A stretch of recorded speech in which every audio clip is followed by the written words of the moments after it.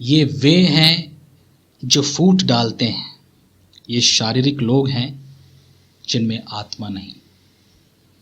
सो ये लोग कैसे हैं? यहाँ पर यहूदा ने उनके बारे में एक और बात बताई। जैसे कि पिछली बार हमने सुना था कि यहूदा ने उनको सिखाया कि वे लोग शारीरिक लोग हैं जो अपने शरीर की इच्छाओं के अनुसार वे लोग जीते हैं। और ऐसा वो क्यों जीते हैं? अपने आप को मसीही कहकर, अपने आप को प्रभु के लोग कहकर वे शरीर के अनुसार वे लोग क्यों जीते हैं? क्योंकि यहाँ पर ऐसा लिखा है कि उनमें आत्मा नहीं है। और क्योंकि उनमें आत्मा नहीं है, उनमें पवित्र आत्मा नहीं है, वे लोग कैसे जिएंगे? अपने शारीरिक इच्छाओं के अनुसार। यदि उनमें आत्मा होता, यदि वे पवित्र आत्मा के अनुसार जी रहे होते, यानी वे पवित्र आत्मा को पाए होते, और पवित्र आत्मा ही तो वो पहचान है जिससे उनको मसीही, जिनसे वे मसीही हैं, पता चलता है। अब बताइए, एक व्यक्ति को मसीही आप कब कहेंगे? जब उनमें पवित्र आत्मा हो। पवित्र आत्मा ही तो परमेश्वर का चिन्ह है कि हाँ, ये प्रभु के लोग हैं, प्रभु का बंदा है। जिनमें पवित्र आत्मा है वही तो प्रभु के लोग हैं। इसी से तो पहचान में आएंगे। लेकिन यहां पर यहूदा ने एक बात कहा। उसने कहा कि ये जो लोग हैं वे शारीरिक लोग हैं, शरीर की इच्छाओं के अनुसार चलते हैं। क्यों?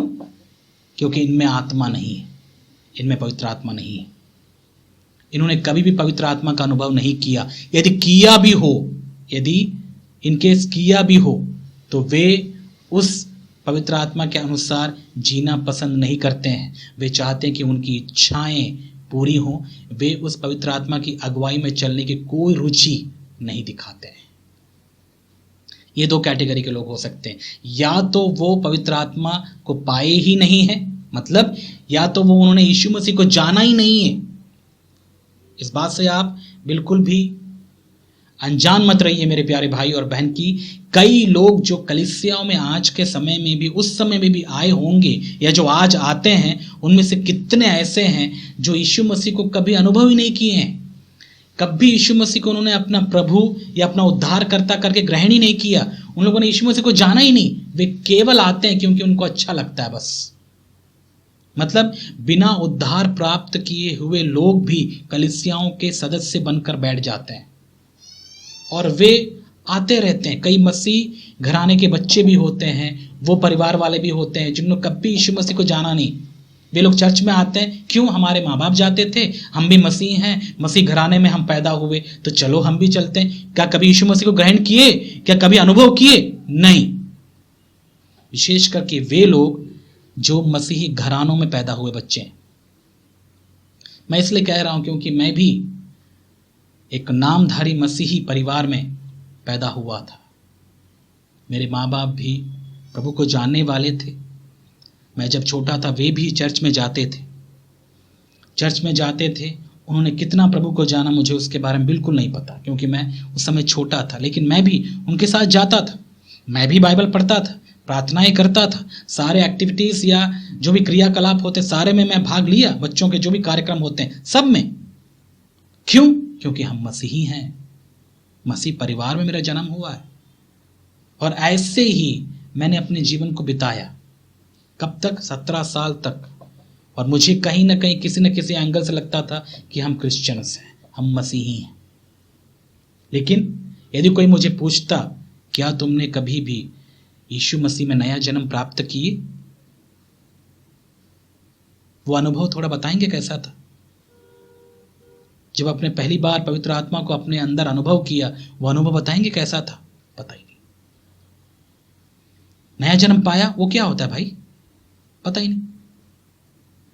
इसी अवस्था में ना जाने कितने मसीह लोग हैं आज भी कलीसियाओं में हैं जो अपने आप को मसीही कहते हैं क्योंकि उनके माँ बाप मसीही रहे होंगे। ये लोग हैं नामधारी मसीह जो कलीसियाओं में आते हैं, लेकिन इन्होंने व्यक्तिगत तौर पर कभी भी यीशु मसीह को अपने जीवन में अनुभव नहीं किया। वे लोग नया जन्म पाए ही नहीं है। उन्हें पवित्र आत्मा का अनुभव कभी किया ही नहीं है। ऐसे लोग भी कलीसियाओं में पाए जाते हैं।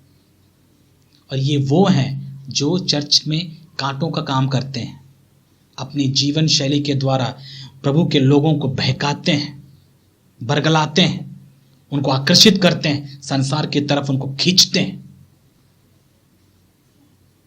सच कह रहा हूं मैं आपसे, मेरी भी अवस्था ऐसी ही थी, पता नहीं था मुझे, लेकिन जब मैं प्रभु के वचन को सुना तब मुझे पता नहीं क्या हुआ। तब मैंने अनुभव किया, जब पवित्र आत्मा को मैंने अपने हृदय में महसूस किया कि वचन के द्वारा मैंने प्रभु को अनुभव किया है, तब मेरा जीवन बदलना शुरू हुआ। तब जो प्रेम मेरे अंदर पनपा पवित्र आत्मा के द्वारा परमेश्वर के प्रति, वो बहुत ही बड़ा था, बहुत ही अद्भुत था। मैं प्रभु से प्रेम रखने लगा, उसकी इच्छाओं के अनुसार चलने लगा। प्रभु ने जैसा मुझे बताया वैसी इच्छा करनी, उसको करने की मुझे इच्छा आई। मैं उसके आज्ञानुसार जीने की इच्छा रखा और मैं जीना शुरू किया। तब वो प्रेम का जो बंधन है परमेश्वर का और मेरा, वो बढ़ने लगा, मजबूत हुआ। तब मैं जान गया कि हाँ, मैंने प्रभु को जान लिया। ये होता है मसीह जीवन। अब तक मैं क्या कर रहा था? अब तक मैं नामधारी मसीह का जीवन जी रहा था, बस बाहर से मसीही, लेकिन अंदर से बिल्कुल नहीं। अंदर से मैं शैतान ही था। जब ऐसा एक व्यक्ति के साथ हो सकता है, देखिए, सोच के देखिए, ऐसे कितने ही लोग होंगे जो आजकल कलीसियाओं में आते होंगे, वे अपने आप को मसीह कहते होंगे, लेकिन क्या उन्होंने कभी नया जन्म प्राप्त किया? बिल्कुल नहीं। और जो नया जन्म प्राप्त नहीं किया, आप कैसे कह सकते हैं कि उनमें पवित्र आत्मा होगा? बिल्कुल नहीं, क्योंकि जन्म तो पवित्र आत्मा ही देंगे। जब तक पवित्र आत्मा हमारे अंदर आएंगे नहीं, एक व्यक्ति परमेश्वर के घराने में कैसे पैदा होगा? वो नया जन्म कैसे अनुभव करेगा? वो कर ही नहीं सकता, क्योंकि परमेश्वर का बीज तो वही आत्मा है जो हमको नया जन्म देते हैं, वही तो जीवन है जो हमको नया जन्म देते हैं। और यही हालत है आजकल कई कलीसियाओं की। और इसीलिए मैं हमेशा अपने बच्चों के प्रति मैं बहुत ही सतर्क रहता हूँ, जागरूक रहता हूँ, क्योंकि वे भी मसीह घराने में पैदा हुए हैं। मैं दुआ करता हूँ उनके लिए गंभीरता से कि प्रभु, मैं नहीं चाहता कि मेरे बच्चे नामधारी मसीह होकर जीवन बिताएं उनके माँ बाप के दम पे, नहीं। मैं चाहता हूं कि मेरे बच्चे सच में आपको अनुभव करें, वे नया जन्म प्राप्त करें। और जब तक वे अनुभव नहीं करेंगे, तब तक परमेश्वर, मैं उनके लिए प्रार्थना करता ही रहूँगा। मुझे ज़रूरत है, मैं चाहता हूं कि मेरे बच्चे आपको जाने, सच्चाई से जाने। मुझे आलतू फालतू बाहरी तौर पर मसीह क्रियाकलापों में कोई इंटरेस्ट नहीं है प्रभु। हाँ, बच्चे इंटेलिजेंट हैं, बच्चे सारा काम करते हैं, बहुत सारी बातें वे लोग मसीह क्रियाकलापों में भाग लेते हैं, लेकिन मुझे उसमें कोई दिलचस्पी नहीं है। मैं चाहता हूं कि वे आप पर विश्वास करें, आप में नया जन्म वो प्राप्त करें, पवित्र आत्मा से भर जाएं। ये मेरी इच्छा है। और इसीलिए हर एक मसीह घराने से आए हुए लोग, मैं आपसे कहना चाहता हूं, याद रखिएगा, आप यदि नया जन्म नहीं प्राप्त किए हैं, खुद व्यक्तिगत तौर पर यीशु मसीह को अनुभव नहीं किए हैं, आपका मसीह होना व्यर्थ है। आप बाहरी रीति से या बाहरी तौर पर मसीह अपने आप को कह सकते हैं, लेकिन उससे कोई फायदा नहीं है। फिर भी आप गड्ढे में जाएंगे यदि आपने खुद व्यक्तिगत तौर पर प्रभु को नहीं जाना, यानी नया जन्म नहीं प्राप्त किया है। तो क्या करना है आपको? यीशु मसीह ने क्या कहा? मन फिराओ, अपनी इच्छा से मन फिराओ, प्रभु के पास आओ, प्रभु की इच्छा को पूरी करने की इच्छा उसके सामने रखिए। मन फिराकर यदि आप प्रभु को स्वीकार करते हैं, अपने हृदय में जगह देते हैं, उसे अपना प्रभु समझते हैं, उद्धारकर्ता मानते हैं, तो प्रभु आपके जीवन में आएंगे, आपको नया जन्म प्राप्त होगा, पवित्र आत्मा के रूप में वो आएंगे आपके अंदर। यही है नया जन्म। इसके बारे में आप पढ़ सकते हैं बाइबल में, नए जन्म के बारे में, लेकिन मैं आपको सीधी सीधी बात, जो संदेश मुझे आपको देना है वो मैं दे रहा हूँ कि हे नामधारी मसीहों, विशेष करके वो लोग जो मसीह घरानों में पैदा हुए हैं, मैं आपसे कह रहा हूँ कि आप अपने मनों को टटोलिए। यदि अब तक आपने यीशु मसीह को व्यक्तिगत तौर पर नहीं जाना, तो आज ये समय है, आज मन फिराइए, यीशु मसीह को अपने जीवन में प्रभु और उद्धारकर्ता करके स्वीकार कीजिए, ताकि आप नया जन्म का अनुभव कर सकें। तब आप अपने आप को मसीह कह सकते हैं, अन्यथा आप मसीह नहीं कह सकते अपने आप को। समझ में आ रहा है? तो ये मैं क्यों बता रहा हूं आपको?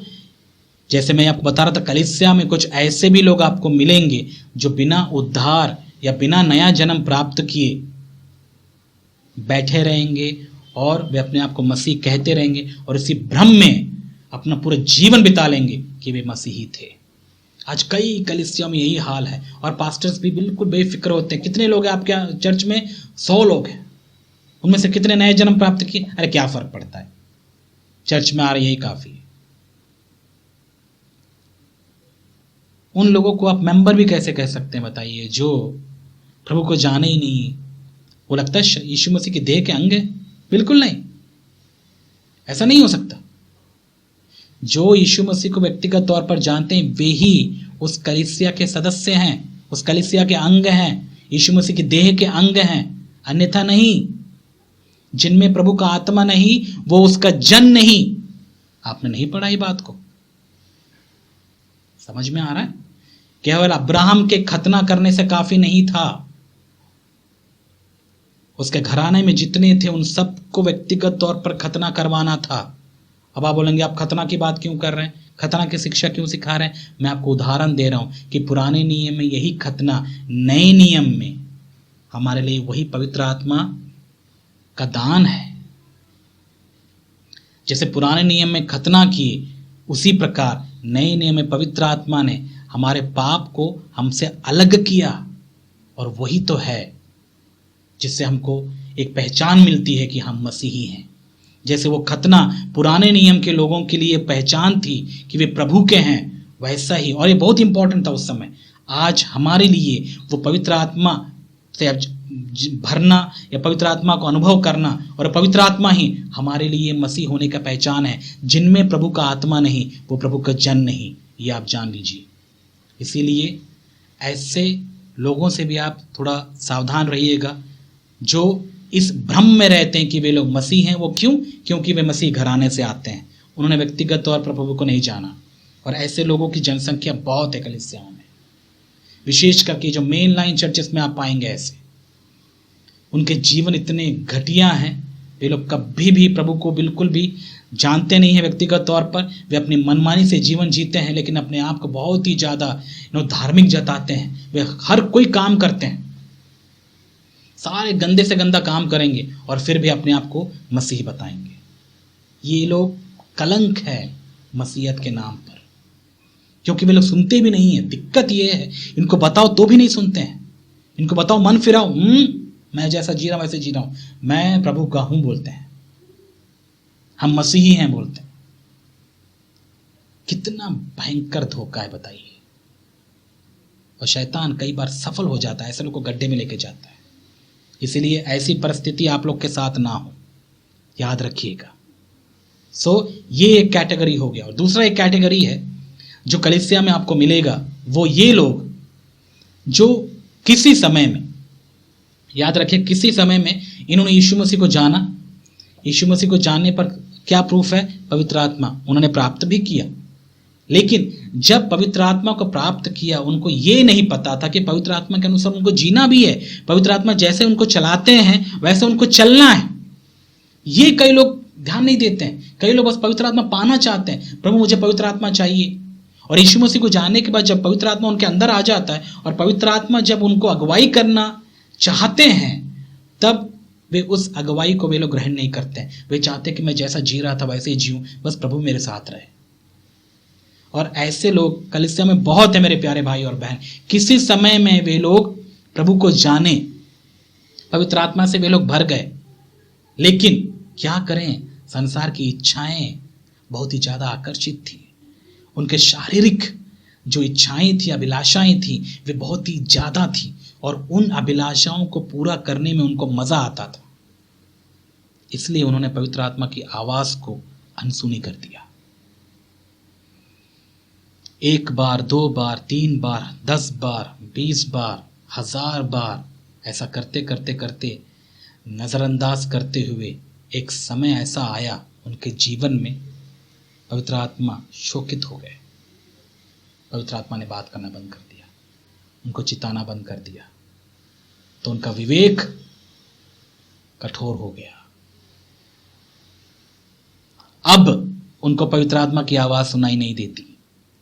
अब उनको उनका विवेक दोष नहीं लगाता जब वे लोग कोई गलत काम करते हैं, उतने जागरूक वे नहीं हैं जितना पहले था, क्योंकि उस समय जब पवित्र आत्मा से वे लोग भरे हुए थे तब उनको छोटी छोटी गलतियां भी बहुत भयंकर पाप सी फील होती थी। लेकिन आज के समय में उनको ये छोटे छोटे पाप कोई उनके लिए मायने नहीं रखते हैं। यहाँ तक कि बड़े पाप भी करेंगे, बाहरी तौर पर भी वे लोग पाप करेंगे, लेकिन इनको कुछ एहसास नहीं होता कि वे गलत हैं या वो गलत किए, ऐसा कुछ पता नहीं चलता।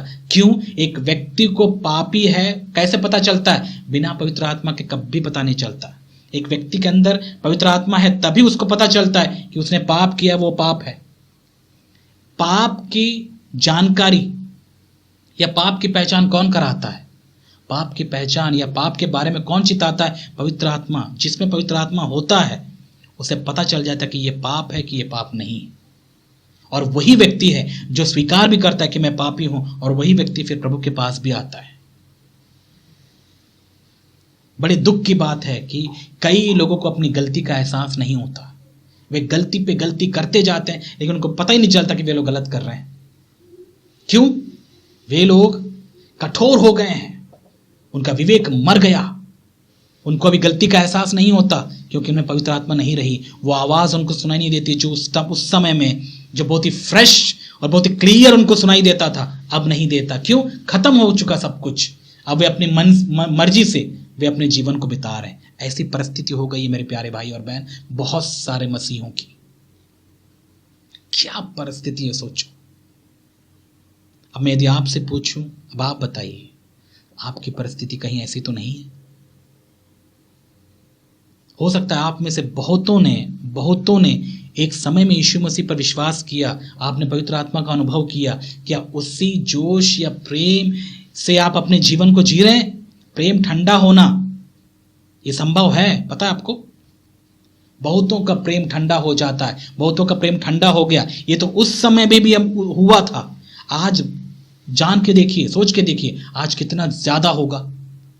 आज भी कई मसीहों का प्रेम प्रभु के प्रति ठंडा हो गया। वो जोश नहीं रहा, वो प्रेम नहीं रहा, वो इच्छा नहीं रही कि मुझे प्रभु के पीछे चलना है, परमेश्वर की इच्छा के अनुसार जीना है। वो कोई इच्छा उनके मन में नहीं है। आज वे शारीरिक हो चुके हैं, उनको कोई दुख नहीं होता जब वे पाप भी करते हैं। वैसा पश्चाताप वे लोग नहीं करते हैं। वे लोग शोकित नहीं होते जब वे पाप करते हैं, वरन उनको नजरअंदाज कर देते, इग्नोर कर देते, बोलते कोई बात नहीं, चलता है। क्या लगता है आपको? वे मसीह में जी रहे हैं? वे मसीह में नहीं जी रहे हैं, वे कब का मर चुके। और ऐसे मसीहों की कैटेगरी है कलीसियाओं में बहुत तेरे आज के समय में आप पाएंगे। और बहुत सारे पासवान जो अपने आपको पास्टर्स या रखवाले कहते हैं, उनमें से भी आपको बहुत तेरे मिलेंगे ऐसे जो कब का आत्मा को उन्होंने खो दिया। उनके अंदर आत्मा नहीं है, वे आत्मा के चलाए नहीं चलते हैं। उनके पास हाँ कुछ समय का ज्ञान होगा जो उन्होंने यहाँ वहाँ से सीखा होगा, उसी ज्ञान को वे लोग बस बकते रहते हैं, लेकिन उनके अंदर आत्मा नहीं है। ऐसे बहुत सारे पासवान भी आपको मिलेंगे। तो ये कैटेगरी के लोग भी आपको कलीसिया में मिलेंगे मेरे प्यारे भाई और बहन। अब आप बताइए, ऐसों के बीच में आप रह रहे हैं, ऐसी मसीहत में आप भी पाए जाते हैं, और ऐसों के बीच में जब आप रह रहे हैं तो सोच के देखिए आपको कितना ज्यादा प्रभु में मजबूत होने की जरूरत है, ताकि आप इनका सामना कर सकें, इनको झेल सकें। सामना करने का मतलब लड़ाई के लिए नहीं बोल रहा हूं मैं आपको। सामना करने का मतलब है इन लोगों से अपने आप को कितना आप बचा सकें और प्रभु में अपने आप को बढ़ाते रहें। कितना आपको सतर्क होने की जरूरत है, कितना मजबूत होने की जरूरत है। तो सोचिए, ये वो लोग हैं जिनमें आत्मा नहीं है। सो यहूदा ये बातें उनको क्यों बता रहा होगा? क्योंकि उन्होंने गौर किया कि उस समय भी कलीसिया में ऐसे लोग थे जो अपने आप को मसीही कहते थे, लेकिन उनमें आत्मा नहीं है। आज पेंटिकॉस्टल्स की बात नहीं कर रहा मैं, कई ऐसे मेन लाइन चर्चेस, यहाँ तक के पेंटिकॉस्टल्स में भी हैं। बहुत से ऐसे लोग हैं जो केवल नाम का बड़बड़ाते हैं, नाम का चीखते चिल्लाते हैं। बहुत से लोग हैं जो थोड़ी थोड़ी अन्य भाषा में चीखते चिल्लाते हैं, गड़बड़ी करते हैं कलीसियाओं में, और उनको जताते हैं लोगों को, देखो मेरे अंदर पवित्र आत्मा है। कभी आपने ऐसे ढोंग को देखा? मैंने देखा है बहुत तेरे। उनमें शांति की आत्मा नहीं होती। वो दिखाना चाहते हैं लोगों को, देखो मेरे अंदर भी पवित्र आत्मा है। कैसे? अन्य भाषा बोलकर। अब क्या करें? हर कोई चाहता है कि मेरी रेस्पेक्ट हो, हर कोई चाहता है कि लोग मुझे जाने कि मैं आत्मिक हूं। एक आत्मिक व्यक्ति को इन चीजों से कोई मतलब नहीं होता। आप नहीं है उनके जज। वो लोगों को अपने जज के अनुसार नहीं जीता, लोगों को नहीं मानता अपना जज। वो जानता है कि प्रभु कौन है, वो जानता है कि प्रभु उसके जीवन से खुश है या नहीं है। उसका पूरा ध्यान वहां होता है। उसे दिखावा करने की कोई जरूरत नहीं होती कि वो कितना आत्मिक है, कितना धर्मी है। समझ में आ रहा है? क्योंकि उसका ध्यान कहाँ होता है? परमेश्वर की ओर होता है। लेकिन जो इस संसार के हैं, जिनमें आत्मा नहीं है, वे ही हैं जो बहुत ज्यादा बचते हैं। जैसे पंजाब में यहां पर एक कहावत है, पता लोग बोलते हैं खाली घड़ा बाजे बड़ा, वैसा ही कुछ है। मतलब जो खाली होते हैं वही बड़बड़ाते हैं, वही बचते हैं, लेकिन जो भरे हुए होते हैं वे बचते नहीं हैं। वे वहां बचते हैं जहां पर उनको बचना है, और वे जब बचते हैं फिर क्या करते हैं? दूसरों को बजाई देते हैं। इसीलिए आप थोड़ा जागरूक रहिए ऐसे लोगों से जो अपने आप को मसीही कहकर जो आत्मा नहीं रखते अपने में। वे कौन हैं? क्या वे मसीह हैं? बिल्कुल नहीं। यदि आपने कुछ समय पहले यीशु मसीह को जाना भी हो, प्रभु की आत्मा को आपने पाया भी हो, लेकिन इससे कोई फायदा नहीं है यदि आप उस आत्मा के अनुसार नहीं जी रहे हैं। तो मसीह जीवन पवित्र आत्मा के अनुसार जीने वाला जीवन है। केवल पवित्र आत्मा पाने से कुछ नहीं होता। कई लोग बस पवित्र आत्मा पाना चाहते हैं, बस मुझे पवित्र आत्मा पाना है, लेकिन क्यों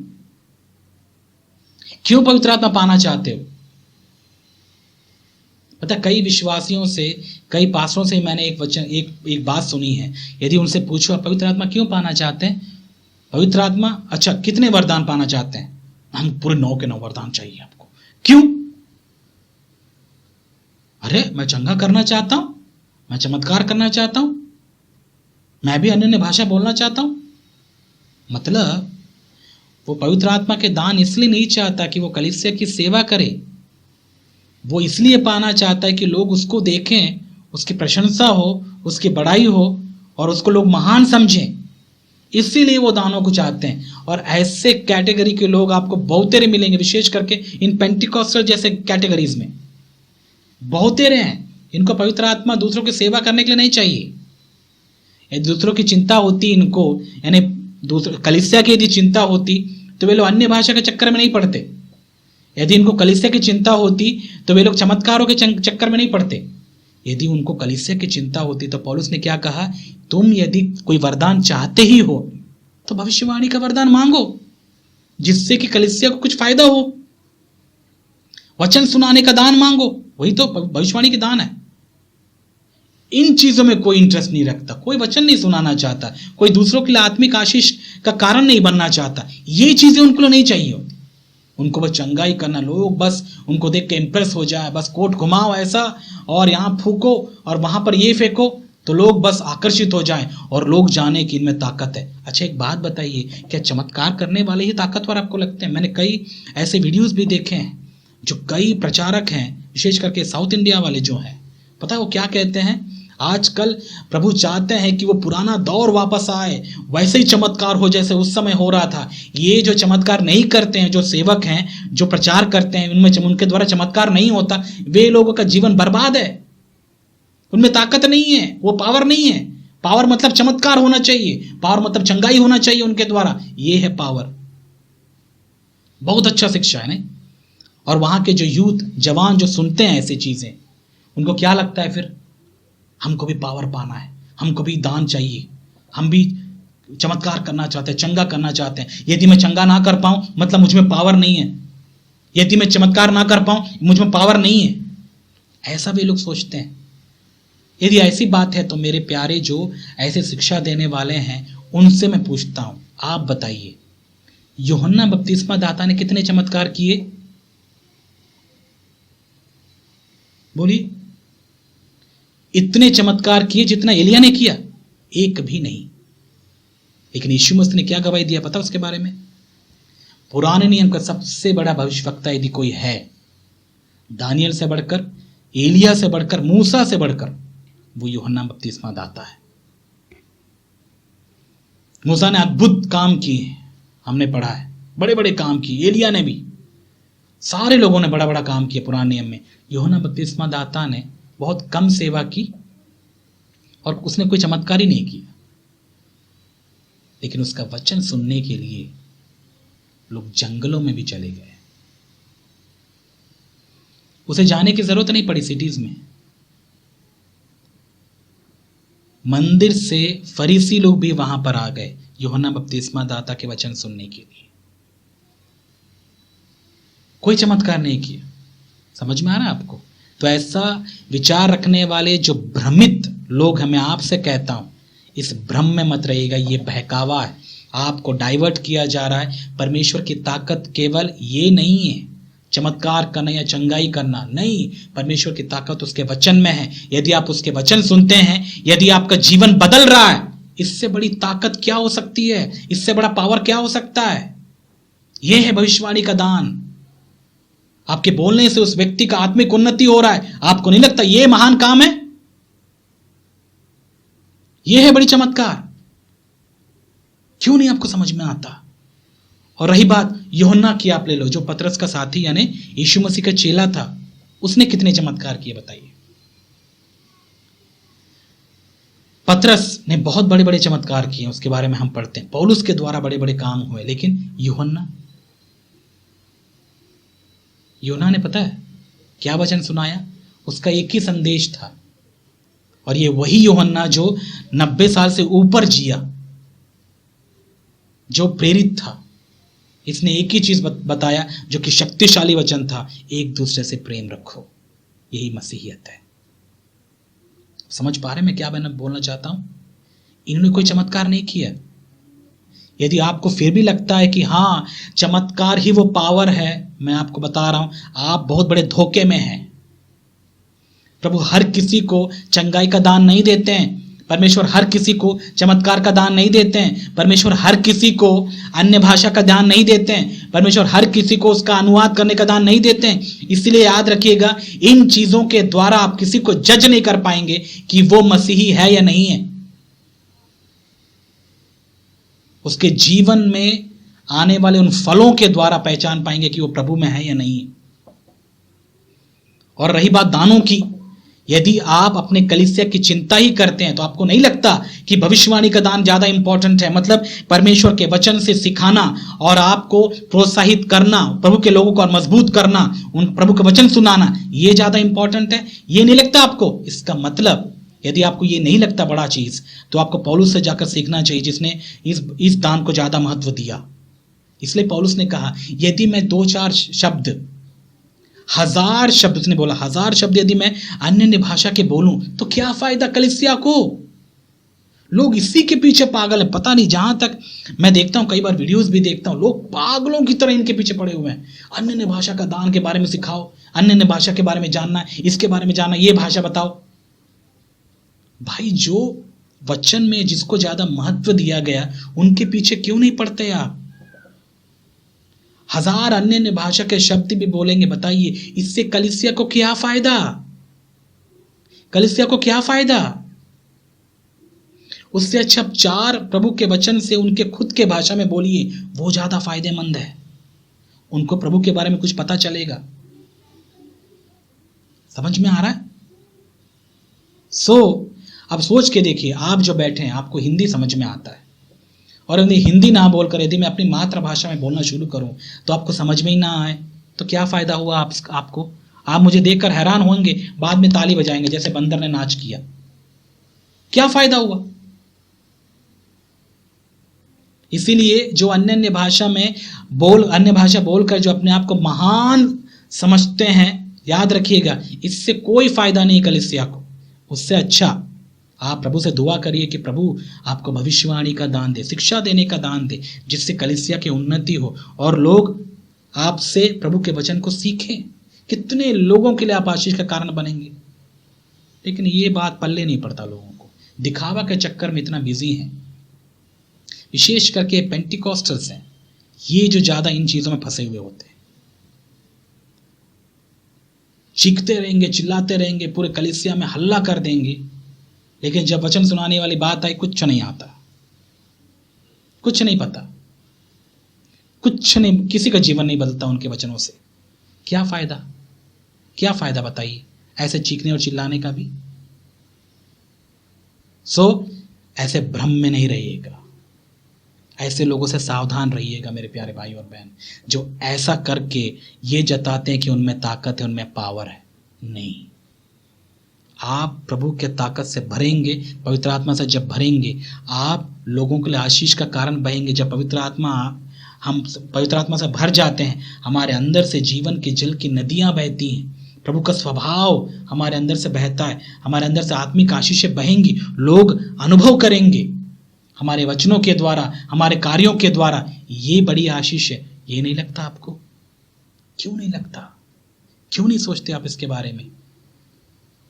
इतने ज्यादा कैसे बहक जाते हैं? तो ऐसे प्रचारकों से सावधान रहिएगा जो क्लियरली इस बात को बोलते हैं, पावर, पावर मीन्स चमत्कार। ये खुद भ्रमित हैं, बहक गए हैं, और वे लोग आजकल के लोगों को बहका रहे हैं। कभी वचन को नहीं पढ़े होंगे, हाँ, और वचन से उठा उठा के यहां वहां से रेफरेंस भी देंगे लोग। ऐसा नहीं है कि इनको वचन नहीं पता होता। याद रखिएगा, मैंने पिछले कुछ संदेशों में आपको बताया, वचन के रेफरेंसेस याद करना और वचन के रेफरेंसेस को बार बार बोलना, ये कोई बहुत बड़ी बात नहीं है। छोटे से बच्चा से जो जॉनी जॉनी यस पापा याद कर लेता है, वैसे आजकल के ये जो प्रचारक हैं कुछ कुछ वचन को रट लेते हैं और उन्हीं को दोहराते रहते हैं, और उनको लगता है कि हमको वचन का बहुत ज्ञान है। एक बात बताइए, आपने यीशु मसीह के संदेश को सुना है, राइट? आप पढ़ते हैं यीशु मसीह के बारे में। यीशु मसीह ने जब उनको वचन सुनाया, बहुत बार उन्होंने ये बताया कि हाँ ऐसा लिखा हुआ है, ऐसा लिखा हुआ है। आपको लगता है वो जाके पुराना नियम खोल खोल के उनको दिखा रहे थे, देखो यहां पर ऐसा लिखा है, वहां पर ऐसा लिखा है? क्यों बताएंगे वो? बताइए। पता है रेफरेंसेस की जरूरत किसको पड़ती है? वो लोगों को, या उन लोगों को जिनको बाइबल पता ही नहीं है। और जिनको बाइबल पता है, जो बाइबल रेगुलरली पढ़ते हैं, उनको पता है कौन सा वचन कहां लिखा है। उनको फिर रेफरेंसेस दिखाने को आने की जरूरत नहीं है। इसलिए यीशु मसीह ने खोल खोल कर उनको नहीं दिखाया, उनको बस बोला लिखा है, तुम जाके पढ़ लो, नहीं पढ़े तो जाओ जाके पढ़ो। और पौलुस की यदि हम पत्रियां पढ़ते हैं तो क्या बातें बताई गई वहां पर?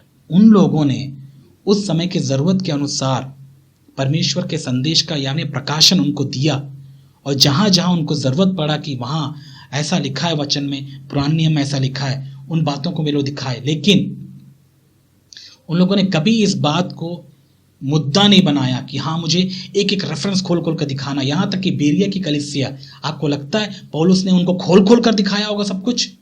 नहीं, उन्होंने जब संदेश बताया उनको, क्या कि यीशु मसीह ही वो मसीह है जिनके बारे में हमारा धर्मशास्त्र कहता है। तो ये बेरिया की जो कलीसिया थी, वे गए सिनेगॉग में बैठे होंगे, वहां जाकर पौलुस के उन वचनों को पहले लिखे होंगे, और उन वचनों के अनुसार सारा चीज जाके वो टैली करके देखे तो सच था। तो आपको यदि वचन जानना है कि जो बातें आप सुन रहे हैं कि सच है कि गलत है, आप जाके बाइबल खुद पढ़िए। जो बाइबल नहीं पढ़ते उनको ही पता नहीं चलता, लेकिन जो बाइबल पढ़ते हैं उनको पता है कि मैं अपने प्रभु की वाणी सुन रहा हूं। समझ में आ रहा है?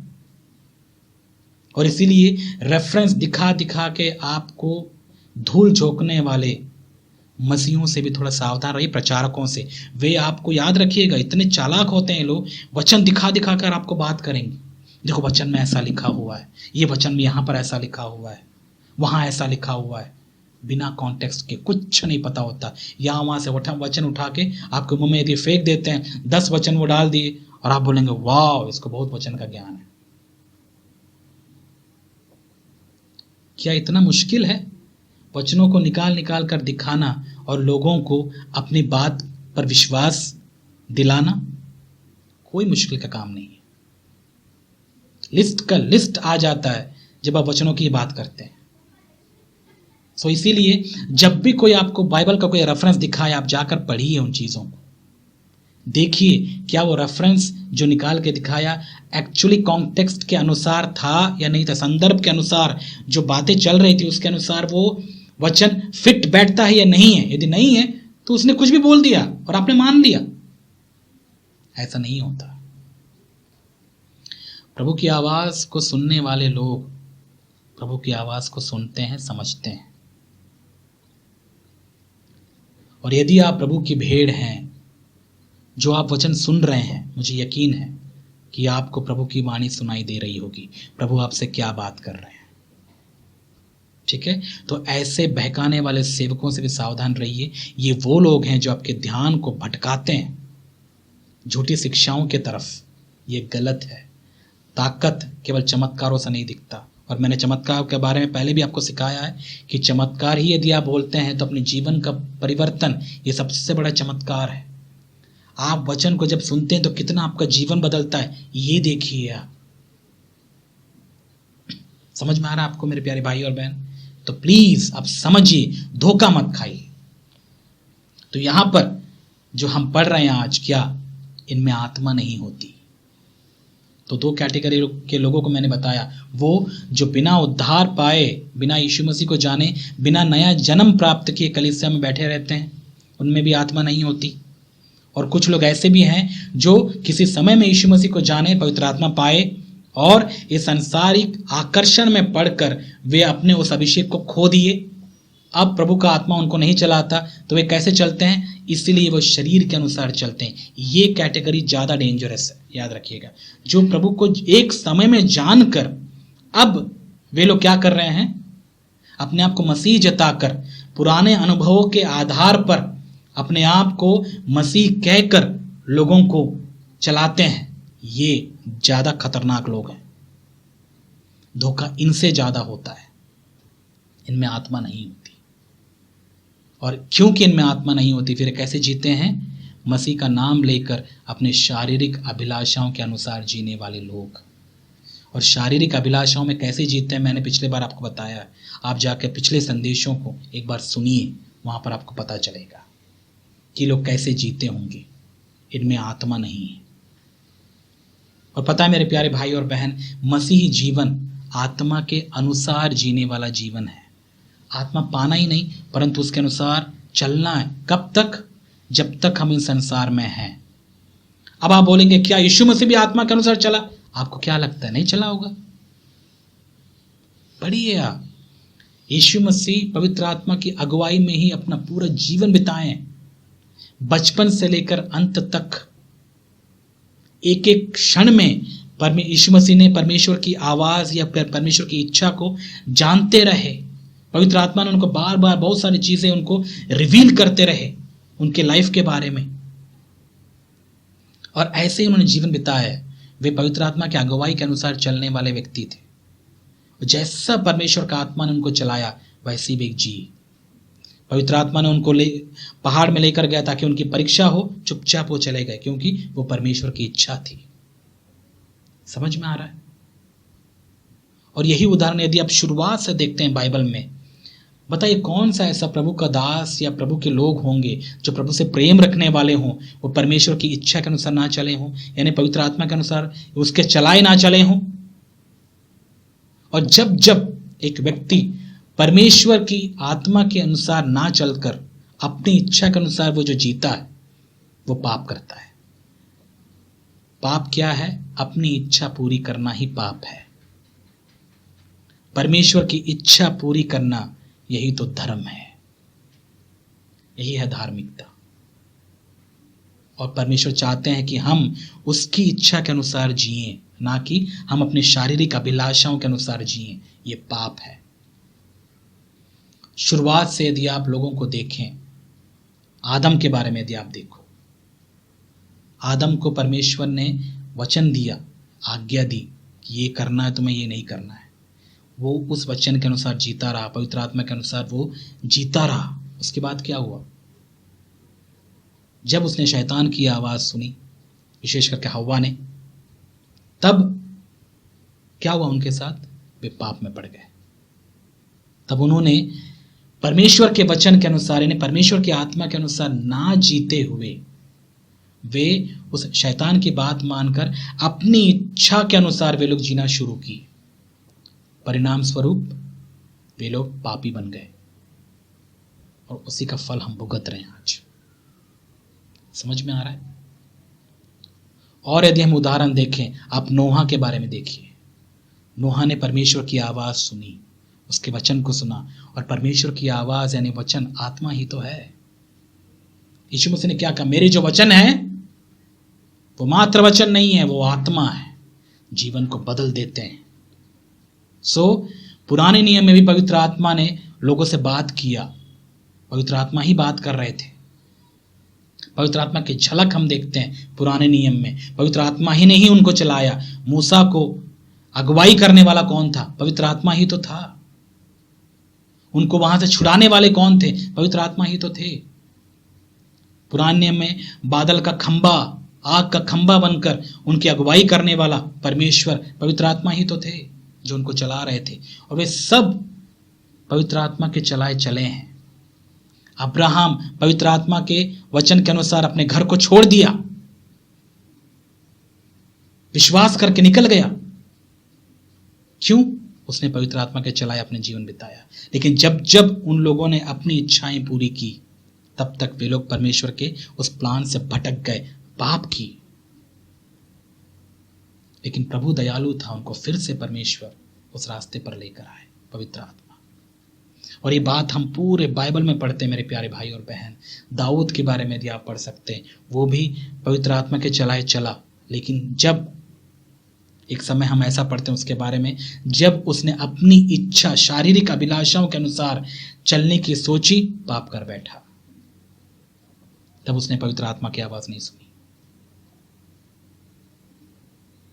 और उस समय क्योंकि पवित्र आत्मा उनके अंदर नहीं थे, उनके पास था ये पुराना नियम और भविष्यवक्ता। वे लोग परमेश्वर के वचन को उन तक पहुंचाते थे। लेकिन खुशी की बात यह है मेरे प्यारे भाई और बहन, आज के समय में हमारे साथ कुछ अलग है। हमारे पास पवित्र आत्मा बाहर नहीं, हमारे पास अब अंदर है वो हमारे। और पवित्र आत्मा हमें प्रभु के वचनों के अनुसार हमारी अगुवाई करते हैं। जैसे पुराने नियम में प्रभु के वचन के अनुसार उनकी अगुवाई किया करते थे, आज हमारे अंदर होकर हमें परमेश्वर के रास्ते में चलाते हैं, प्रभु के वचन के अनुसार हमारी अगुवाई करते हैं। ये है नए नियम की खुशखबरी, और यही है मसीहियत, आत्मा के अनुसार चलना। और जो आत्मा के अनुसार नहीं चलता, आत्मा के चलाए नहीं चलता, वो मसीही नहीं है, वो मसीही नहीं है। वो ढोंगी है, पाखंडी है, और वही है झूठा मसीह जो कलीसिया में पाया जाता है। एक व्यक्ति को आप इस तरीके से पहचान सकते हैं, वो कभी भी कोई भी निर्णय हड़बड़ी में अपने मन से नहीं लेता। वो हमेशा पवित्र आत्मा की आवाज सुनता है, पवित्र आत्मा उसे जैसा बताते हैं वैसा वो करते हैं। नए नियम इसका उदाहरण हम बहुत देखते हैं। पौलुस के जीवन को देखिए, पवित्र आत्मा के अनुसार चलकर उसकी इच्छा अनुसार ही उसने सेवा किया। जैसे जैसे पवित्र आत्मा उसकी अगुवाई करते रहे, वैसे वैसे उनका काम केवल चलना था उनके पीछे, और उन्होंने अद्भुत काम किए। परमेश्वर उनको बहुत आय से इस्तेमाल किया। जितने प्रेरित थे उन सब ने सेवा किया। सेवा उन्होंने कैसे किया? पवित्र आत्मा के अनुसार। पवित्र आत्मा ने जैसा उनको करवाया, जैसे सेवा उनको दी, उन्होंने वैसे ही किया। लेकिन पता है, आज के जो समय में यदि आप कुछ सेवकों को आप देखें या उन झूठे मसीहों को भी आप देखें, वे इतने ज़्यादा अपने आप को स्मार्ट समझते हैं, उनको लगता है कि वे 21वीं सदी के बहुत ही महान ज्ञाता हैं, इंटेलेक्चुअल्स, स्मार्ट पीपल। उनको पवित्र आत्मा की आवश्यकता नहीं है। आजकल पवित्र आत्मा से भरना, पवित्र आत्मा के अनुसार जीवन जीना एक प्रकार का, क्या बोल सकते हैं, एक प्रकार का जोक सा बन गया लोगों के लिए, बहुत से लोगों के लिए। उनको लगता है, अरे यार किस जमाने में तुम रह रहे हो, किस जमाने में रह रहे हो। आज के समय में हम तो चांद तक चले गए हैं, इतना एडवांस्ड हमारा समय हो चुका है, टेक्नोलॉजिकल वर्ल्ड हमारा है, और यहां पर आप बोल रहे हो कि हमको पवित्र आत्मा के अनुसार चलना है। आपको नहीं लगता क्या तुम में उतना इंटेलिजेंस नहीं है? तुम अपने इंटेलिजेंस का इस्तेमाल करके आप इस जीवन को नहीं जी सकते हो? क्यों पवित्र आत्मा की आवाज सुनना है? ऐसे लोग भी आपको मिलेंगे जो अपने आप को महान समझते हैं चांद पर जाके, और उनको ये लगता है, मनुष्यों की बात कर रहा हूं मैं, उनको ये लगता है कि अब उन्हें परमेश्वर की आवाज़ सुनने की ज़रूरत नहीं है। अब ये अपना मसीह जीवन भी अपने बुद्धि और ज्ञान से वे लोग जी सकते हैं। हाँ, वो जी सकते हैं क्योंकि वे प्रभु के लोग नहीं हैं। वो प्रभु के लोग नहीं हैं। जो प्रभु के लोग नहीं हैं, जो मसीही सच्चे नहीं हैं, वे ही ऐसा जीते हैं। वो अपनी बुद्धि, अपनी समझ, अपने ज्ञान के अनुसार जीने वाले लोग हैं। लेकिन जो प्रभु से प्रेम रखते हैं, जो प्रभु के सच्चे लोग हैं, उनको कोई फर्क नहीं पड़ता कि मेरे कितने इंटेलिजेंट हैं, कितने ग्रेट हैं, कितने एजुकेटेड हैं। वे ये बात जानते हैं कि मेरा एजुकेशन, मेरा इंटेलिजेंस, मेरा कॉग्निटिव स्किल्स, ये सब कुछ परमेश्वर के आगे व्यर्थ है, कूड़ा कचरा है, इसे मैं फेंकता हूं। प्रभु आप बोलिए, मैं आपका दास हूं, मैं सुनता हूं। ये एटीट्यूड यदि आप रखते हैं मेरे प्यारे भाई और बहन, तभी आप परमेश्वर की इच्छा पूरी कर पाएंगे। आप कभी ऐसे प्रेयर करते हैं, बोल यहोवा, बोल परमेश्वर, तेरा दास सुनता है। ऐसे लोग आज भी जीवित हैं और यही है मसीही लोग। कोई भी डिसीजन लेने से पहले कभी आप बोलते हैं, पवित्र आत्मा आप बताइए मैं क्या करूं। और कई लोग बोलते हैं, अरे पवित्र आत्मा मुझसे बात नहीं करते। क्यों करेंगे बताइए आपसे बात? आप घमंडी हो। दीन होते तो अनुग्रह मिलता, प्रभु की आवाज को आप सुनते। जब प्रभु आपको बताते तो आप सुनना पसंद नहीं करते हो, तो क्यों आपसे बात करेंगे वो बताइए। सत्य से यदि आप प्रेम करते हो तो ही तो प्रभु की आवाज को आप सुन पाएंगे। लेकिन आप सच से भागते हो, सच का वचन सुनने से आप भागते हो, उनसे नफरत करते हो, प्रभु आपसे क्यों बात करेगा, क्यों आपकी अगुवाई करेगा? और यही एक कारण है सबसे बड़ा कि क्यों आज के समय में लोग पवित्र आत्मा के चलाए नहीं चलते, क्यों वे लोग घमंडी हैं, ढीठ हैं, वे सच सुनना नहीं पसंद करते हैं। इसीलिए पवित्र आत्मा उनके साथ कभी बात नहीं करते, उनको बताते भी नहीं है। इसलिए मेरे प्यारे भाई और बहन, मैं आपको प्रोत्साहित करता हूं, दीन हो जाइए प्रभु के नजर में, अधीन हो जाइए उसकी इच्छा के प्रति, और आप प्रभु से अनुग्रह प्राप्त कीजिए, क्योंकि प्रभु घमंडियों का अनुग्रह नहीं देते। दीन होने का मतलब है अपनी इच्छा को, अपनी काबिलियत को, अपनी क्षमता को निकाल के आप फेंकिए, अपने आप को जीरो करके प्रभु के पास आइए। प्रभु से कहिए, प्रभु मैं कुछ नहीं, मुझे केवल आप चाहिए। मेरा सब कुछ जो मेरे पास है सब कुछ व्यर्थ है, मेरा इंटेलिजेंस जीरो है। और ये केवल बोलने से नहीं होता, ये तब होता है जब आप ईमानदारी से, पूरी सच्चाई से प्रभु की आत्मा के प्रति आप अपने आप को अधीन करते हैं। तब पवित्र आत्मा आप में प्रभु का अनुग्रह देकर आपको फिर से मजबूत करता है, आपको यूज करता है। याद रखिएगा, हमारा परमेश्वर कमजोरों का परमेश्वर है, बलवानों का नहीं, इंटेलिजेंट लोगों का नहीं। ये इंटेलिजेंट लोग इस संसार के परमेश्वर की नजर में मूर्ख हैं, पता नहीं है आपको।